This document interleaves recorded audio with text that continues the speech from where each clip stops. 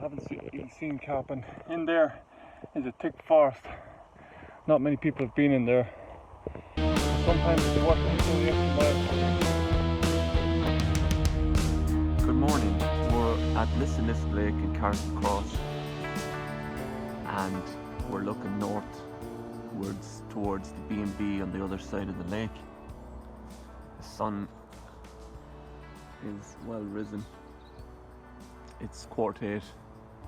Stephen is using PVA bags to drop a lot of bait around his hook. Essentially, they dissolve in the water, and I am using a pop-up boilie and some good old-fashioned worms. I cleared my swim here with a weed rake at the start, just to give myself a clear way through for casting. And there's a lovely feel about the lake this morning. It's August 28th. The water is lovely and warm after a week of warm weather. Today is going to be a lovely day as well. We're all set up. Can you stand up there, Stephen? I am standing up. Can you see me? Can you see me hand? Yes, I can.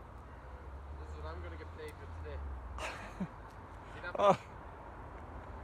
Monster. We're here at Lisanisk Lake. We've moved over to the far side. We're fishing for carp. It's very slow on the near side. And I'm trying the old-fashioned floating bread flake method, but I haven't even seen carp.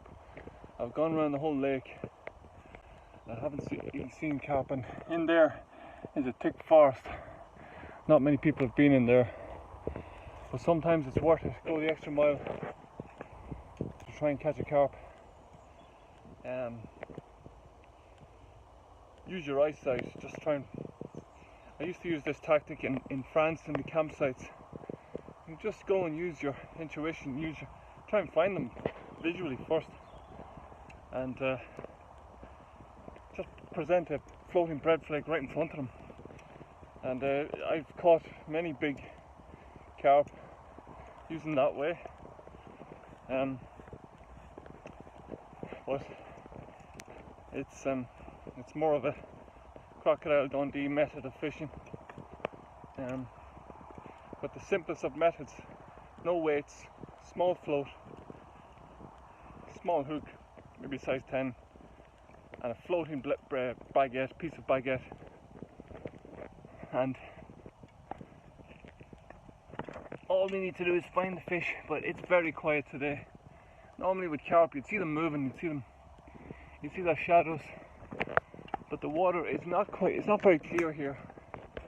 You can't really see those shadows today, even though it is a nice sunny day. But let's head over there and see what we can find.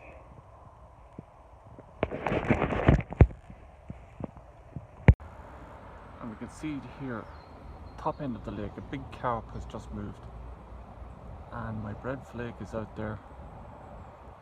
So that's the first big fish movement I've seen. Let's see what this brings. Carp can be easily spooked, so you gotta stay down, especially on a day where it's warm and they're particularly shy. So you've got to do your best to stay down and fish in unorthodox areas and float fishing. Big ball of bread out there, only a few feet deep, for something to come along and sweep it up. Yeah, so after half a day at Lisanisk, Stephen has done mightily well with maggots on the bottom, with a nice haul of bream.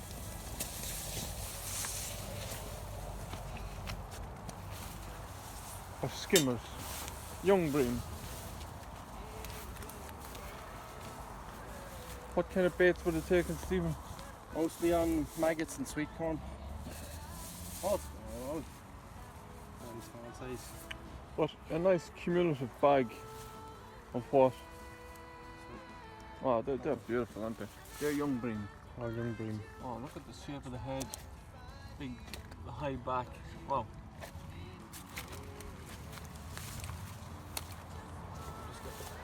Perhaps a nighttime fish would yield bigger bags. Oh yeah, very nice.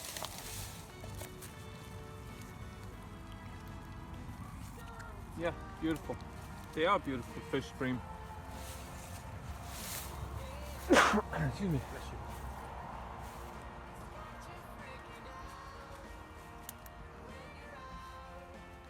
I'm just back from my adventure around the lake to our flake float. I did see a big carp. I tried to catch him on video.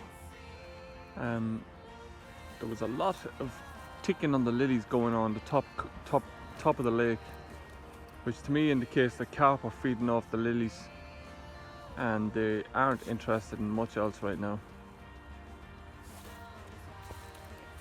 Yeah, that's a lovely little catch for half day of young skimmers. Beautiful.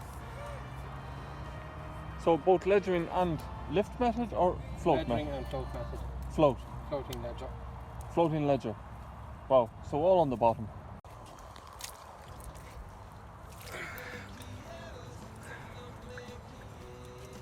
Any last message for the fish, Stephen? Tell mommy and daddy what I done on you.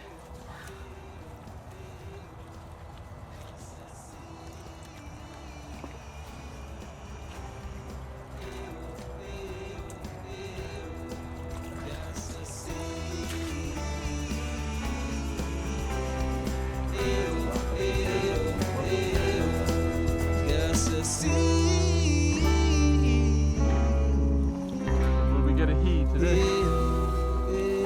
Will we get a he?